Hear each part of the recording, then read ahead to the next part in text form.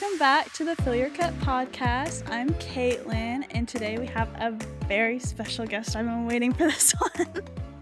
I love her with my entire heart. Today we have Alex Eppler. Hi, everybody. Okay, so Alex, introduce yourself. Tell the world a little spiel. Oh, Lord. My name's Alex Eppler-Williams. Yeah. And I've known you for, 2 years, 3 years? About 3 years now. 3 years. Wow. Very cool. Time flies. I know. We got connected through the Miss Oklahoma system, and I was Miss Oklahoma 10 years ago. Wow. That hurts a little bit to say. And have stayed plugged in with the organization since that time. I actually used my scholarship money to go to PA school, and now I'm practicing dermatology in Oklahoma City.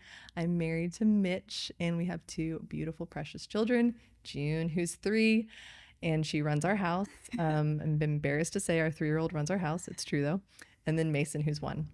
And we love them. They're like they're like so full of personality. Yes, they are. And we were literally talking before it started recording how Alex runs the Miss Oklahoma show. She's still emceeing and still looks like she could be competing. So sweet. Yeah, she's doing pretty good. Thank you. Okay, well, I'm just to get it going, I'm just gonna start off how I start all of them. Yeah. And I just ask like a main question to get it going. And it's, where do you find your like fulfillment and joy in life? For me, I know that you and I share this, but I really feel like my fulfillment comes from spreading the gospel, telling people and showing people love like Jesus did. And I do think that we are called to live a life of excellence, and that means in our vocation, in our relationships. And so fulfillment to me really comes from fostering all of those things in my home. My first job is wife to Mitch, and then second job is mom to June and Mason, and then third really comes job. So fulfillment, the only way really to be fulfilled is to feel like you have a purpose and you are working towards that purpose every single day. And for me, that purpose is showing love and building my children up and building my marriage up in a particular way. That's not true for everybody. Yeah. But yeah, and serving people. And, for my job, I see patients all day, and I really try to foster an environment that everybody feels welcomed in my exam rooms. They feel like I'm listening to them, that I really care about them, and that they're the ones that are empowered to choose and direct their treatment plan. So yeah, a multifaceted answer, but yeah. Well, first off, that made me think of something. I'm sure, like, even as like your clients, I don't know why I thought of this. This is so random, but I'm sure like your clients appreciate that so much, because I just saw like a super big influencer that I've been following for a really long time, and she was posting and she was like in tears because she feels like she was struggling with a lot of like dermatology, like face stuff. Yeah. And she was like crying from leaving the doctor's office because she was like, they're just trying to pump me with all these treatments. And she was like, I don't know what's going on. And she was like, I wish people would just be people and just treat me like a human. Right. And I feel like from what a lot of people experience, unfortunately, that's a little bit few and far between right now, but like I'm sure that stands out a lot. Yeah, that you do that. Yeah, and I think it's hard in medicine because, as providers, we have to see so many patients. You're kind of motivated by numbers in some, depending on what setting you're in, and so it can be a little bit monotonous and robotic after you're seeing your 30th patient of the day. But like I was saying earlier, I mean, I want every person to feel like I'm looking at them, that they're an individual to me, that I'm listening to their concerns. And mostly like I want them to just feel cared for. And I think Maya Angelou said this, but people will forget what you say. or how you said it, but they won't forget how you made them feel. So like my patients don't really remember what I say necessarily, but they will leave feeling a certain way about their care. And, you know, that's true for any discipline. That's true for any profession. That's true for any interaction. When you leave the coffee shop, you're going to, if there was a feeling that you had, whether it was good or bad, you're going to remember that. You're going to remember that feeling specifically, because it really does carry all throughout life. Like whether you're having a conversation with someone like me, or you're talking to Mitch, or you're talking to your kids, like especially like to kids whenever they're growing up, is people don't realize all the things that they take in and all the ways that they remember feeling, because obviously they don't remember specific experiences too much. But I like remember walking away from so many different areas of my life, like as a little kid, and remember feeling like uncomfortable or sad, and the people that made me feel good always stood out to me. Yeah, exactly. It does make a difference. And we all, you know, we experience that. We give and receive that all day. And, you know, C.S. Lewis said this quote. He said, I'm going to butcher it because it's C.S. Lewis, who's very eloquent, but that really any interaction that you have with another human, you're either moving them towards or away from God. And you don't even have to talk about God to do that. But if you think about it that way, you could potentially be pulling somebody away from feeling loved and accepted and all of those things. And I know that I've done that plenty of times. But, you know, trying to think about each interaction as a purposeful interaction, and also that we're all creatures that are created in God's image. And so every single human deserves that same respect and, you know, dignity and all those wonderful things that we sometimes fail to do. Yeah, no. And I think that really falls into like kind of what you're saying earlier, like so much of your calling feels like the gospel and sharing the gospel. And I fully believe, like, as believers, like that's our biggest purpose is sharing the word of God. And I've always felt that big calling on my life, but whenever, like, through that process, I've wrestled on how to speak with people, because I never want someone to feel overwhelmed, or I think a lot of the times people that aren't believers sometimes have a negative connotation with how they've been treated, or maybe even if someone was trying to do right, but they just felt like kind of clobbered by like, you should be a Christian. Yeah.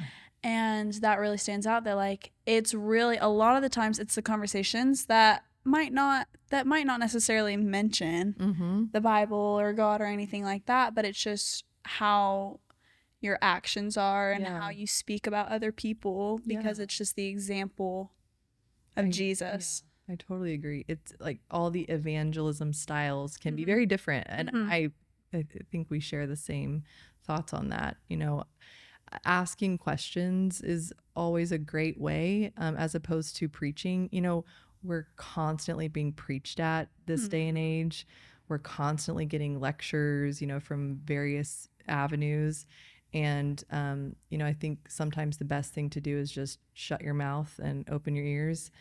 And part of that is asking questions to kind of foster some of those conversations, but then leading by example. I know it's a cheesy way to say it, but sometimes people are intrigued when you're doing something or acting in a particular way, and they're like, why is she doing that? Yeah. What's going on there? And maybe somebody does have the courage to ask. But yeah, I think that's my personal style of evangelism. You know, sometimes I'm bold and I ask to pray for people, and I've had patients that share things with me, and I just ask if I can pray for them. And if they say no, then okay, no, I respect that and I don't push it. But most people say yes. And it's just a chance to, again, kind of move one step closer to God. And that's a great thing. Yeah. Well, got off to a good start. I think that we'll get into a lot of different areas and facets of your life, but I love to just like keep it going by kind of sharing your story. You know, however, what has like kind of brought you to who you are today. You're welcome to start at the beginning. You don't have to start. It's a dark and stormy night. I was born June 22nd. She was like, let me tell you how much time you got. Right. But really just, I know that our stories and our purpose, it comes from the trials that we experience and we go through and what we make of that. So I love to hear kind of what brought you to be who you are today. You know, we're all a work in progress. And I don't think that, you know, who I am today is the top of the mountain. And God is constantly writing our stories. But yeah, I just to share a little bit about my testimony without going into just a ton of details. You know, I grew up in a home that was kind of like 1 foot into church, 1 foot out. And so just initially my introduction to the Christian faith was kind of lukewarm, as I think a lot of people's is. And that's, I would say, not good. But, you know, as a young person, you're kind of like, okay, this is just what it is. And but I was introduced to Jesus and the gospel early on in life, but it was kind of from a lukewarm state. And, you know, growing up, my dad suffered from alcohol abuse my entire life, and he actually passed away this year, suddenly. And so I felt like I always was in a little bit of a chaotic home. Because of that, my brother also has struggled in his own ways, and you know, all of us have in different ways. And so I feel like my home was a little bit chaotic growing up, and also a little lukewarm in some ways. But we were somewhat of a volatile family. Like if you were mad, you yelled and you said mean things in order to get a reaction. And kind of through that chaos and some instability, I remember thinking, it's on me. It's on me to be successful. It's on me to like achieve my dreams. It's on me to have this, to have that, to acquire this, to acquire that. And I just really thought, like, if anybody's going to do it, it's going to be me. I can't depend on other people. And for so long, I took a lot of pride in that, really thinking like, it's on me and I did it. You know, it's on me, and I was successful, and I made good grades, and I got into college, and I got scholarships, and, you know, even winning Miss Oklahoma, like that was me. I did it. Like I worked really hard, and I had people doubt a lot of different things, like becoming Miss Oklahoma. And I think what God has shown me is that truly what God has shown me is that it's not me. It is not me. And God has even recently shifted that mindset of, you know, my salvation was mine. Like I achieved that because I was a good person and I was successful and I wasn't doing anything wrong. And when you mess up, man, you don't know the necessity of a savior and what that cross means until you mess up. And I have messed up various times in my life, and God has just shown me, like, you know, you kind of thought you were in control of things, and you kind of thought it was on you, and like you earned this. And what Jesus did on that cross showed us that we literally do not deserve anything. We do not deserve anything. And like by the grace of God, we are saved. And then by the grace of God, I have what I have. Like Mitch and my children are gifts. Like they are free and true gifts from God. It's not like, hey, I was a good person. Like I got into OU and I got into PA school, and there is where I met my husband, and it was because of me.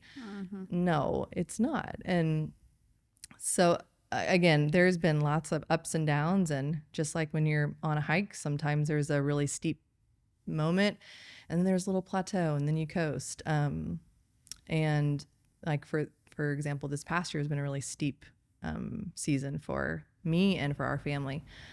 And again, I'm just reminded of like truly God's goodness. And I think about Job a lot.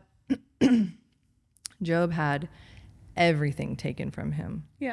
Everything taken from him. And yeah, he wrestled with God, and had some words with God, but at the end of the day, he said, God is enough for me. If only I have God, that's enough. Then I'm complete. Yeah. And I think about that, even having a challenging year.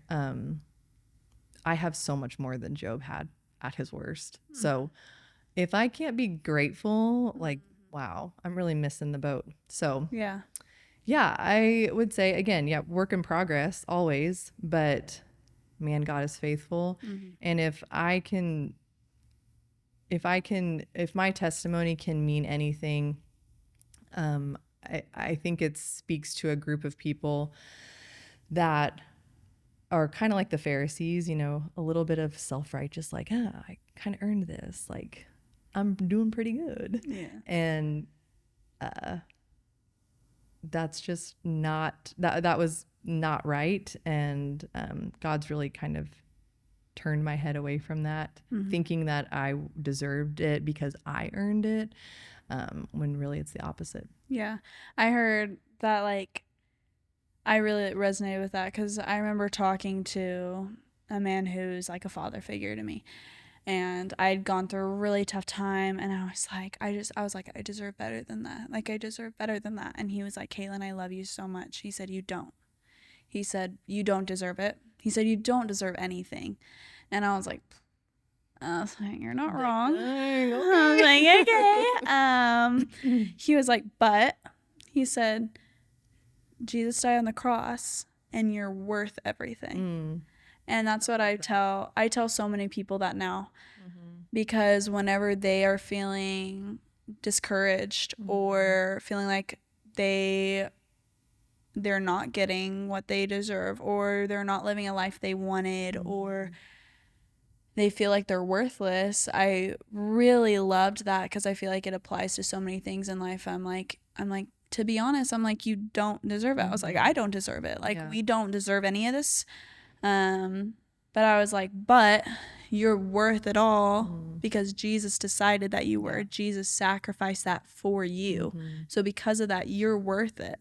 You're worth fighting for and all these things. And I just think that's so important, and so important to just share with people, because that's kind of I think a culture we live in, it's very, you do you, and you get exactly what you want, you work for what you want, and whatever, like, all the blessings you receive, rightly deserved, because you got yourself there.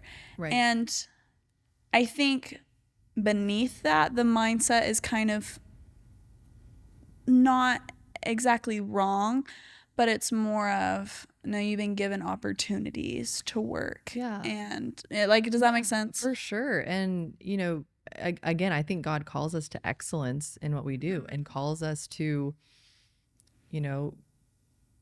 foster whatever garden we have. So, like, for me, that's my family, that's my neighborhood, that's my church, that's my job, that's my friends, whatever else we decide to do. So, like, in order to grow vegetables in a garden, you got to tend to your garden, So I do think God calls us to that level of excellence.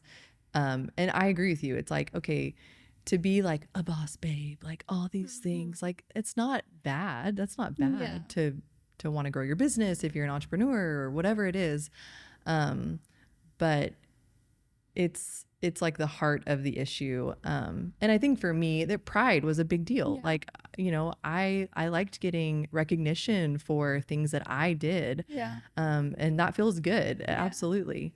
But yeah, and I really think when you mess up, you really see the gravity of that. And for so long, I just thought, well, I haven't really messed up big. And then when you do, you're like, wow, crap. You're like, oh, yeah. Thank God. Yeah, exactly. And then I love what you mentioned about worth. And I was reading a book recently, and it talked about grains of sand, and how, think about all of the sand on the earth. Like, think about just a handful of sand, how many little granules are in that. And God thinks about us as many times as there are granules of sand on the earth.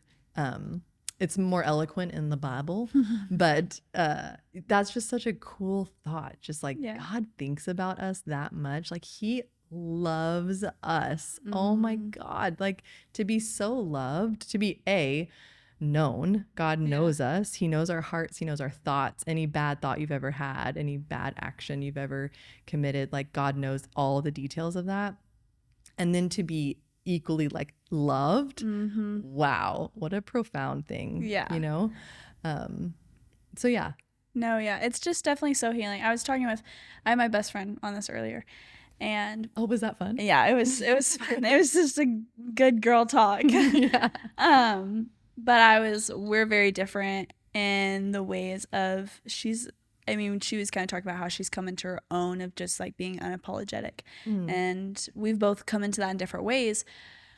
But she's never really been like a people pleaser of sorts. She's just like, too bad, so sad. Oh, I want that. I've like grown, like I was sharing how like I've always been that person that's craved validation and truly have changed and at times have changed who I am because I didn't want to upset anyone. And I would like, if I tried to be confrontational and it didn't go well, I was like, would just like, kind of step back. And I'm like you. Yeah. And just like, I just not feel proud of who I am or confident in what I bring to the table. And I just think back to like, I'm like, okay, if God like, it just hits like, God like knows me. Like he's like planned, like he has an entire life for me. And whenever I got the news that I told you about earlier, some really big things, it was the day after I had talked on the phone with my friend, another pageant girl. It was like 9 or 10 o'clock at night, and we were just saying how we were so glad that just so thankful that the Lord has given us the life that he has. And just like we were talking about how we were just so at peace with like whatever God brings to the table. And we have an idea of where he's guiding us, but like wherever he leads us, you know, whatever opportunities come our way, like we're at peace with that. And then the next day I got that phone call, and it was very much just like, okay, like, I remember you got me. Like I remember. Yes. Mitch will like pray for us, and he'll always mention, you know, like God just be a lamp into our feet, a light into our path. And because, you know, like a lamp is really only lights just right in front of you. Yeah. And so you can't see the 50 or 60 steps in front of you. You can really see only 1 or 2 when you're walking in the dark by a lamp. And yeah, that's true. And I think, you know, you are totally living in that as well, just like trusting God one step at a time. Yeah. It's definitely one step at a time, which really stinks sometimes. As a planner, I'm like, I would like to know what you got going on. For sure. But yeah, and I too, I'm a people pleaser. And it's gotten me into trouble plenty of times. And I just, you know, while sometimes it's a good thing, the other most of the time it's not. Yeah. And what I realized is it's really fear of man, like as opposed to fear of God, a healthy, like holy fear of God. And when I'm trying to manipulate a situation to appear different or better than what's really true, most of the time it's out of just I'm fear of what man will do, like other people will do or think of me. And then I have to ask myself, like, who am I really caring about pleasing in this situation? Like, is it God? Well, if it's God, like that's a kind of makes me treat the situation a little bit differently. And so it's a good question to ask. And as a people pleaser, it's like a daily thing that I'm doing this. I'm like, yes. Oh, it's so hard. You're like, okay. Yeah. And I think too, I love that you mentioned that, like the difference between fear of man and fear of God, because that's something that's always like, that phrase is like always like striked me as like interesting, because a lot of people, especially for someone who's a non-believer, they're like, why would you fear this? And I've honestly, like, I've heard, I'm so thankful for my church, plug Victory. Okay, see, like, so church. You should go. But they really do a great job at explaining especially when it comes to fear and fear of God, it's a respect. Yeah.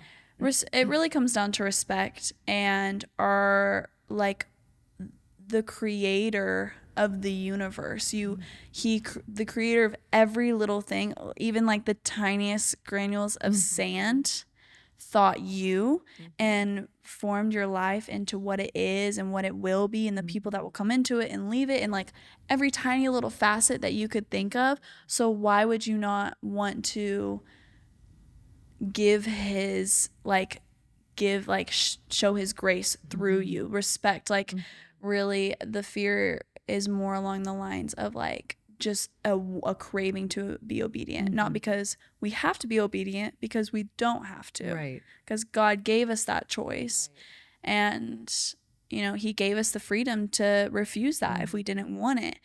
But whenever we choose that, it's because we've chosen a life so great and stepping into what God has planned. But we can't receive the fullness of his plan if we're not obedient to him. Whereas like the fear of man is just like, this isn't something that has created you or knows you inside and out and all around and every hair on your head. And they don't, even if they love you, they're never going to reciprocate the love that like he could. For sure.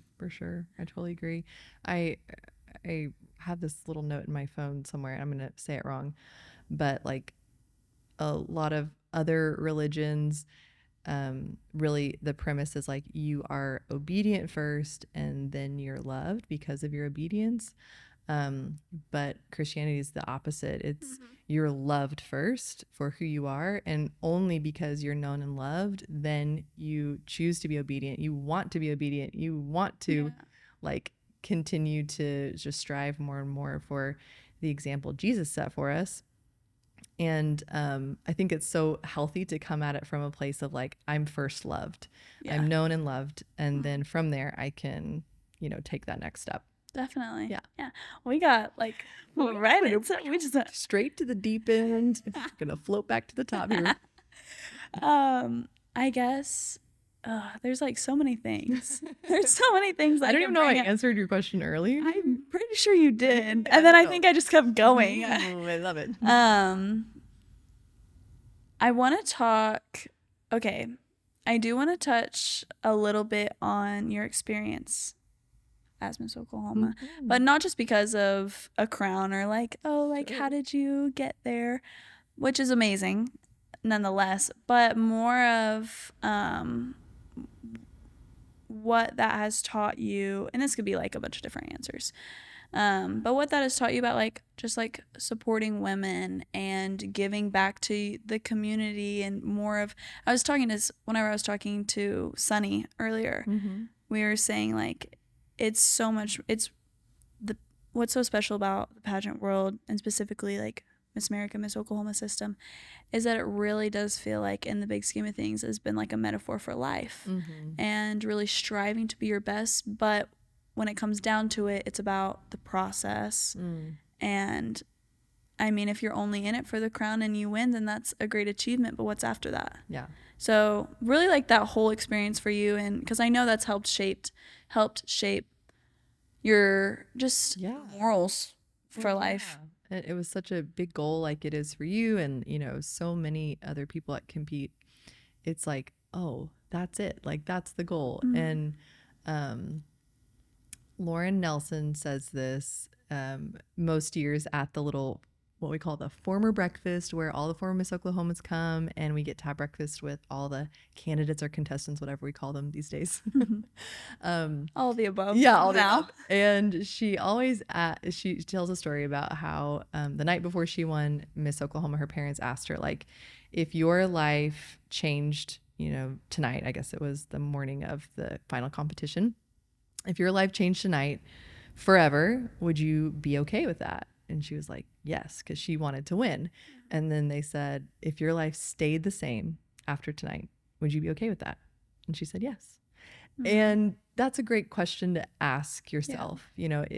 Are all your eggs in the basket of winning whatever title it is that you're wanting to win? If your answer is yes, I really think you need to ask yourself about 20 more questions. Yeah. The first question should be why. Why is that the ultimate thing? Because regardless, even if you do win, your year does come to an end, believe it or not. Fortunately for most people who have had good experiences with the system, and I would say that's the majority of people who compete, really stay involved in some way, stay connected in some way, which is such a testament to the organization itself and really what you're asking. And it's the relationships. It's the relationships always. You know, if you have a great job, it's probably because of your work a little bit, but it's probably also because of the people you work with. If you had a really good class in school, it's probably because you had some friends in your class. And so the same is true for Miss Oklahoma. And I have some of my closest friends. My closest friends are people that I know through Miss Oklahoma. People that know the deepest, darkest secrets of my life, I met through the Miss America system. I saw Kelsey Griswold. Kelsey Paul, but she's known as Kelsey Griswold in the pageant world, this morning. And we went on a walk. And last weekend I took a trip with my Miss North Dakota, Jackie. And she was a bridesmaid in my wedding. And like these are women that know me really well. They know my family. They love me. They're for me. And I mean, it's the Miss Oklahoma organization that's given that to me. And I've been really fortunate to be close with a lot of people and build relationships, because to me, that is the most important thing. I'm going on a tangent here, but no, you're fine. Yeah. It really, and it's easy for somebody like me to sit here and say that because I did win Miss Oklahoma. But I think if you ask people who are not Miss Oklahoma, they would probably give similar answers. And surely you have lots of people you've talked to. Yeah, the crown was such a great thing.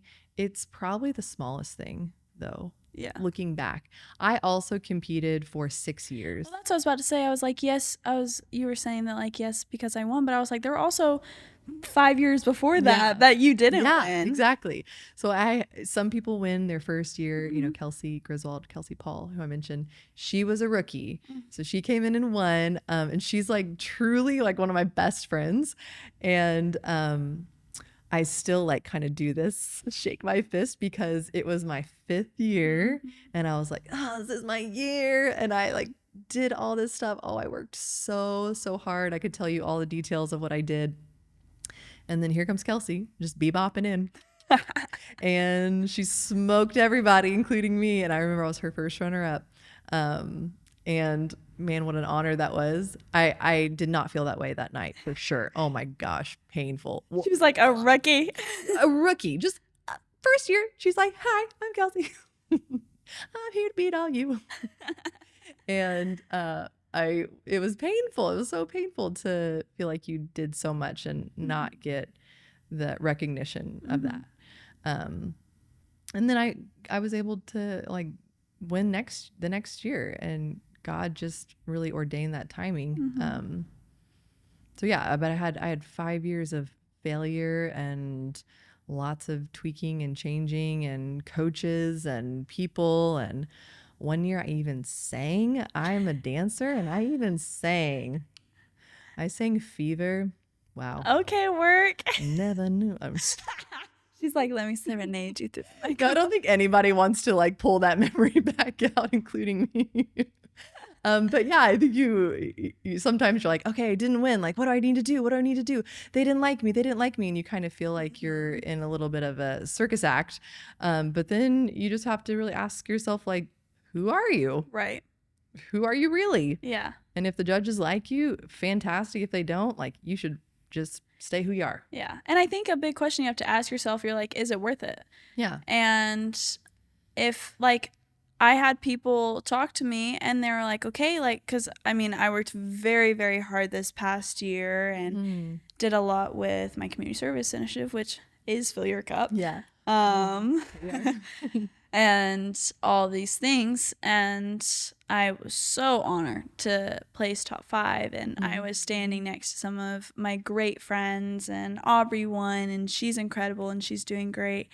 But it was like, they're like, do you regret, like, you know, I would have like my coach who's basically just like my biggest mentor. And she was like, was it worth it? Because if you're just in it for the crown, she was like, I've had people that are just in it for the crown and I got them there. But she was like, I was like, it was worth it 100%. And it's really just, it can be out for all things in life. I know on here, my conversations might lead to more something like dance or pageants. Yeah. But that's just my personal experience and what I adhere to. But it could be for anything in life, and say maybe even sports. Like a lot of people do sports all throughout middle school, high school, or maybe even since they're a little kid. And some go pros, a lot decide not to. And I think even as a dancer, I've come to that really big, I mean, years ago, I thought the plan was for me to work in New York City and to be a Rockette or to be on Broadway. Like that was what the plan was. That's what my teachers were leading me to. And I even auditioned in New York City for a show and all these things. So my life looks absolutely 100% different than what I ever thought it could be. But, and I'm sure I'm faithful that dance will always be around. What that'll look like, I'm not very sure yet. I'm letting the Lord take control on that one. There you go, yeah. But it's been a process of getting myself prepared to, I won't be fully letting it go, but a big part of me will. And again, like you have to look back and be like, was it worth it? Like, did you make the best of it? And I truly think I did. And that's why I really feel like, and it can be for anything you're involved in life, it can really be a metaphor for your life as a whole. Because are you going to do things intentionally? Are you going to do things with purpose just to get one small goal, which goals are so important. Right. But are you going to do that just to get one thing and then be done? Or are you going to keep pushing? Or are you going to learn through the experiences? Are you going to learn from all of the failures over and over and over and over again? And if I walk away from this organization having never won teen and never won Miss, then it's 100% worth it. And you have to be able to get to that point. And I know that I was telling you earlier, like if it's a no for that, like God's yes for something way more important for me. And I believe that for everyone. Yeah. But you have to learn who you are and be confident in that to be able to receive that. Right. And I think that's why I was going into Miss Oklahoma, like kind of saying like, it's fine if I don't, but it wasn't until after. And right after, I was still like on my high. Yeah. And I was like, okay, we're working all the time, twice a week meetings from here on out. And it will be happening next year. And then I gave about a month and a half and I was like, life is life. And it's my senior year and I work a part-time job. I'm doing college classes. I'm on a pom team. And that's just not realistic for my priorities. And I'm still giving it 110%, but that also means that I'm content if I walk away not winning. And I think it's so important to get to that place. For sure. That was a load. I love it. Just keep going. Yeah. Keep it going.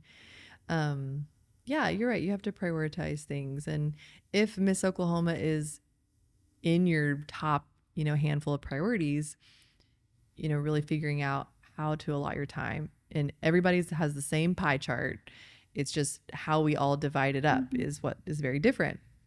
And so really committing, if this is something that you want to do, giving it all the effort. And that goes for anybody listening. If it's something that you really want, you have to prioritize it. And again, going back to what we were saying earlier about doing all that you do with excellence and being wholehearted. I remember taking a notebook to Miss Oklahoma, the year I was first runner up and the year that I won. And that notebook, I had kept a journal of like everything that I did every single day to become Miss Oklahoma. So like if it was working out or interview prep or community service or whatever it was, I wrote that down. And so I was able to go to Miss Oklahoma and be like, I have worked so hard. Yeah. I have prioritized this. I have put in the work. And if me prioritizing this and putting in this much work results in not winning, then I'm okay with that because I knew how much that I put into it. What really stinks if you go there and you're like, oh yeah, I really should have practiced a little bit more. I should have done this a little bit more. I think that feeling is more uncomfortable than saying like, all right, I really gave it my all and this was the result. I knew that I gave my best and it just happened to be not my year. But it was really, it felt so good to go and win, knowing that I had done that 2 years in a row that way. So I could be like, yeah, I gave it all that I got and I was able to kind of accomplish the goal that I had set out, 7 years ago. I remember when I first heard a Miss America contestant speak, it was Miss Texas. And she was this beautiful white blonde girl and she spoke fluent Spanish and she was like the most incredible speaker. And so she was like literally delivering a speech and then she would talk in Spanish to any Spanish speakers in the audience. And I was just like amazed. And she happened to be an incredible tap dancer. And I just remember being like, she is it. Yeah. She is like the ultimate. How cool would it be to even be like somewhat like her, And I think a lot of people have somebody like that, that they heard them or met them. And like, oh, wow, I would love to be like that. Yeah. Or you see somebody and you're like, I could do it better. And that's good too. That's good too. We should all be striving towards elevating the bar every year. Oh, I agree. What was it? Okay, Alicia, what year did Alicia win? Oh, Lord, you're quizzing me. Okay, I was 2014. Kelsey was 2013. Alicia was 2011. Nope. 12? Who was 12? No, was she 12? I think she might. I'd only say that because I remember I was talking, because I have a relationship with Alicia too. And I remember I was talking to her I was like, oh yeah, I was talking to Alex Cash. And I was telling her how you had talked about the notebook, because right whenever I started, you were teaching me just like kind of the ins and outs and, staying true to yourself. And one of those being a great way to like hold yourself accountable. I didn't do it. Sorry, it's not perfect. Notebook isn't perfect.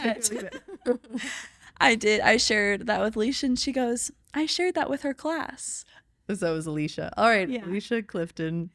Yeah. I'm calling everybody their Miss Oklahoma names. I know. I introduced you as Alex Eppler, and then you said Williams. I was like, oh yeah, actually Williams. A lot of people know me as an Eppler because that was like a true era of my life. But yeah, okay, Alicia Clifton. She gets credit for the notebook trick. She was like, sounds a little familiar. But yeah, I just think there's and again, you just have to find like where are you finding your worth or your purpose in it all? Where are you finding your purpose in all things in your life? Because if you're not putting intentionality in it, you're letting things go to waste. Yeah. And I truly think I think that, not saying there's a difference between that and like resting. Right. But I do a lot of stuff in my life and I'm very busy, but I could be doing a lot of other things. So I make sure I do it intentionally. Right. And one of those being the biggest intentionality I've had is connecting with all the girls. Like, I try so hard. I know I fail at times, but I work really hard to be kind to everyone I meet, but especially in this organization. So I know how I felt whenever I started and the people that poured into me. And you're not going to be best friends with everyone, but I think it's so important to leave a mark. But because I have done that, and I know that they'll probably be listening or watching after this drops, and a group is formed of girls that are like, they know so much about me. They are some of the people that I call first and ask for, like, just like the other night, like I said, that we call each other like 10 o'clock at night. She lives in Tulsa, and then I have another great friend that lives in Altus, and then another in Choctaw. Like, it's good to have friends all over the place, truly. And I know that no matter what, if whenever I leave this organization, all I've left with like some of my most precious friends. For sure. It's such a treasure. And also it's like these group of girls that you're competing with and like I competed with, it's like nobody can replace that class, you know. And when I competed in 2010, 2011, 2012, you know, that was the group that was there. And so, and I remember thinking that when I went to Miss America, like, oh my gosh, all these girls are so amazing and they're so like experienced and all this stuff. And then I was like, oh wait, this is all of our first times to go to Miss America, the first and only time. And just that camaraderie is so special. And I think when you miss that, when you like jump past that straight to the competition or the crown, you're really missing the most treasured part about it. Again, easy to Definitely say. Easier said than done. But it's important. And I love how you said that you're trying to make a connection with everybody, because that matters. It really matters. And you think that it doesn't matter, like when you're at an event or you're in competition and you're like, I'm so focused on this thing. But like what matters is when you pass that other contestant and, you know, you encourage them. Like it could go a number of different ways. Like if you replay that scenario, you pass somebody and you ignore them, or pass somebody and you like do something mean, which happens all the time. Or you pass them and you're like, hey, I just want to tell you, like, that outfit is killer on you. Those little things matter. They really matter, because that contestant, whether it was you or you're encouraging somebody else, they walk away remembering that. They remember how you made them feel. So it absolutely matters. It is more complex than, say, like just being kind. And I know you said that. That is absolutely what it is. But I'm kind of taking your words and making a little something out of it. But like, it's intentional kindness. It's different than just like haphazard kindness. You know, it's not just being nice. Yeah, exactly. And that matters. It just matters. We were like, you know, we did the prelim awards, and then Addie Price, she did like social media. What a stunner. Yeah, I mean, and then she's got married. I know. She's beautiful. But she like did like the little onstage interviews after you would win a prelim award. And I had just gotten, it was actually really important to me. I had gotten Spirit Award. A big deal. It was like, to me, I was like, that matters a lot to me, because I walked into this telling people, I said, they're like, how do you feel about winning? I was like, either way, I said, I want to walk away 110% Caitlin. And I walked into that competition doing that. And I feel like that reflected just like me and my personality. And I remember Addie asked me a question. I don't really remember what it was. And I've said this multiple times on the podcast, but I'll never let it go. It'll always be something I carry with me. It's something that I learned in a past relationship. And I was taught the importance of kindness over being nice. And they're like, he shared with me that like nice is when you tell someone that they want to hear, like you make them feel good, or you just kind of brush things off and you tell someone something that, you know, they want to hear. And kindness is being very intentional and being genuine. And sometimes it's telling someone something that they might not want to hear, but it's from a place of love, and it's done carefully and gracefully. And I strive really hard to be like that, because I was like, you'll meet plenty of nice girls. Yeah. And you'll meet plenty of nice people in life. But it's the people that go out of their way to genuinely be kind that makes like a huge difference. It really does. Yeah. And you absolutely do that, by the way. Really well. Really well. Thanks. Yeah. But yeah, so I definitely, let's see. I want to know, like, what, as someone, like you're kind of saying earlier, like, we kind of have a very much, like, big sister, little sister relationship. Yes. I want to know what advice you have to, it doesn't even just have to be, like, pageant stuff, but just, like, advice to this generation and, like, kind of my group of age group like coming up. So much pressure. Yeah, don't screw this one up, Alex. I'll try not to. Okay, advice for your generation or younger than you.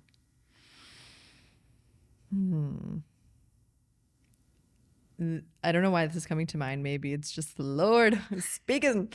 But practicing standing up for yourself and your convictions. What I mean is, I think a lot of us would say in our minds, I would never do something like that.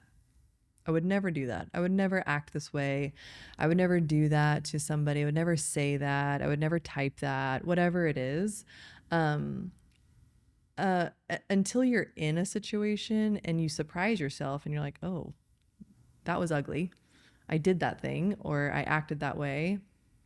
And what I think that we should all do is practice what it looks like to stand up for yourself in a moment where you might be compromised. Or you might be tempted, or whatever it is, and rehearsing that. I know that sounds like really odd advice, but I think often we're caught off guard, and as people pleasers, I'm kind of thinking at it from a people pleasing perspective. Sometimes you really try to satisfy somebody else in a situation. You're like, okay, this is maybe what they want to hear. This is kind of avoiding conflict by saying this or not doing this, but kind of practicing, what would it be like if I stood up to somebody who was being mean to me? Yeah. What would it be like if I confronted somebody at work that was not acting correctly? What would it be like if I, was tempted by something and I said no? Like rehearsing what that really feels like and sounds like in your head. It's really, you think that you're going to act a certain way and then you don't. And you're like, oh, dang, that didn't go the way I thought it would go. That would be a piece of advice. Also, I'm just really tired of shallow surface things, honestly. Real. And I just really can't have a conversation with somebody now that isn't real, like deeper than just like, hey, how's the weather going? Or yeah, how's your day? And so just, I guess, striving for authenticity. And I think that's something you practice. You practice sharing vulnerable things with people. I'm thinking of like what I would want my daughter, what I would want June to be able to do. Advice kind of, if I'm imagining her as a middle schooler or something.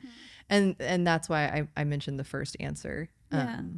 Like I want June to be able to like stand up for herself in a situation that she's never been in before. Yeah. I think that's definitely the hardest part is like, it's like whenever you fall under temptation, but you're like, I don't necessarily know how to handle. Yeah, exactly. This. Yeah. If it's like, temptation to gossip, which is really common. I think we've all been in that situation. Like, what does it look like to say, hey, I don't really want to talk about that. Let's talk about something else, and practice what that dialogue is like. Or like, hey, somebody's like coming on to you in an inappropriate way, or you're tempted sexually. Like, what does it look like to say like, I don't want to look at that. I'm going to, close my computer. I'm going to exit out of that Instagram reel that's like really bordering on pornography. Really, what does it look like to act in a way that is consistent with your morals? And you really don't know until you get there. And that's what is really hard, because most of us learn from making an error and really screwing up and being like, wow, I really wish I would not have done that. Yeah. So yeah, that's what comes to mind. There's probably 1,000 other things, like be authentic, like, foster good relationships, work hard, all of those wonderful things. But yeah. No, I actually really love that, because it's so specific, and it's not like kind of relating to what you're saying. It's not just something like a brush under the rug, like kind of piece of advice. Like, and I think that is really important for my generation and younger, especially with, say one thing wrong, and in the culture that we live Yeah. in, worldly wise, you can be canceled. Yeah. And for a mess up and all these things. And I think that that's a super, like, I think that there's just a level of accountability that people aren't held to, but there's also at the same time a level of grace that people aren't given. Yeah. And kind of what we were saying, all of this, it's like contrary to what Jesus came to earth to show us. Like, cancel culture, like, oh, you said or did one thing, you're a terrible person, you're like written off the face of the earth, you don't matter. That is contrary to what the Bible says and truly how Jesus views us, like, and what he did for us. And it's such a shame. Speaking of shame, it's like that's what keeps people from God is you've messed up. Well, now I can't go to God because like all these like nice looking appearing Christian people are acting like they have all their you know what together. And so like I can't come there, I can't do that, I can't be forgiven, and that's just not true. And so cancel culture is contrary to what I personally believe and what I think the Bible says. Jesus says like, yeah, you messed up again, like I still love you, I forgive you, come on. So Definitely. Yeah, but it's sad. It's sad that we live in that world. And I get it. You know, there's certain things it's like, yeah, you cross the line, you can't get away with. There's definitely, I think there's a difference between, like, this might be kind of controversial, but I think that there is a difference between giving someone like what's the word, like saying like a consequence, a free pass, versus a consequence. There's a difference between a consequence and like exiling someone for a mistake they made. And honestly, to me, no matter how big or small, I do think that there's a consequence that matches things differently. But at the same time, as a believer, I know that I sin just as much as you do. So who am I to say that like I'm right and you're wrong? And I like how you said that. There is a consequence, and there's a consequence to our sin, whether it's open or like in public or in private. There is consequence to our sin. You know, it's like a shadow. But fortunately for us, like Jesus literally died on the cross so that we can come to him and ask for forgiveness and repent. And repenting means turning away from that sin. So saying like, I am turning from that. I'm taking an action away from that. And you're granted forgiveness. You are wiped clean, as white as snow. And no matter how many times you sin after that, the answer is still the same. So how encouraging that we serve a God like that. 100%. Yeah. Well, I love that. I love that we got to talk about that. We talk about Jesus a lot. I'm like, I love it. It's okay. Well, I guess we kind of like wrap up. Is there anything that you would like to add? It can be on any topic, anything that you feel called to say. No, I feel like we covered such great ground. I'm sorry. I feel like we were kind of like serious. I know, but it was so good. I thought so too. I enjoyed talking about it. I did too. Yeah. No, other than like you are just crushing it. Can you just give like a shout out to the host here? Like, first of all, you look radiant in that blue. Oh, thank you. And you're doing awesome things. Like, I love that. I love that you're interviewing people and you're asking them questions and like sharing your own thoughts, but you make everybody feel like known and appreciated, like they're contributing something, and like that's just huge props to you. That gives me validation. Yes, that's the person who needs validation. I love it. I love it so much. Well, I am so excited that you're able to come on here, and I just think that you make such an impact on so many people. No matter whether they know you as a lifelong friend or they just had one conversation with you. And I think that a lot of times, again, people remember how you make them feel. And I think anyone can say that they walk away feeling good about how they've interacted with you, and because you're just so intentional. Like even whenever we see each other like times a year. I know, right? And we're in passing doing a million things at a crazy competition week, but you still take the time to give me a hug and ask me how I'm doing and how I'm feeling. And like that stands out to me. Like that was a highlight of that week. And I think that like your family's just so blessed and anointed, and you guys are like, you as a whole, you guys are going to do great things. Thank you. Of course. Oh, I love being here. Yay. Well, if you want to follow along with, what's your Instagram? At Alex Eppler with 2 P's, Williams, 2 L's. There you go. A double P and a double L. But yeah, well, I'm super glad you guys tuned in today and listened to our conversation. We had one a little bit different, but I actually think it was very, like, it felt right. Good. Yeah. Good. It felt. But yeah, I hope that you guys all have a great day. And yeah, thanks for coming on, Alex. You're so welcome. Thanks for having me.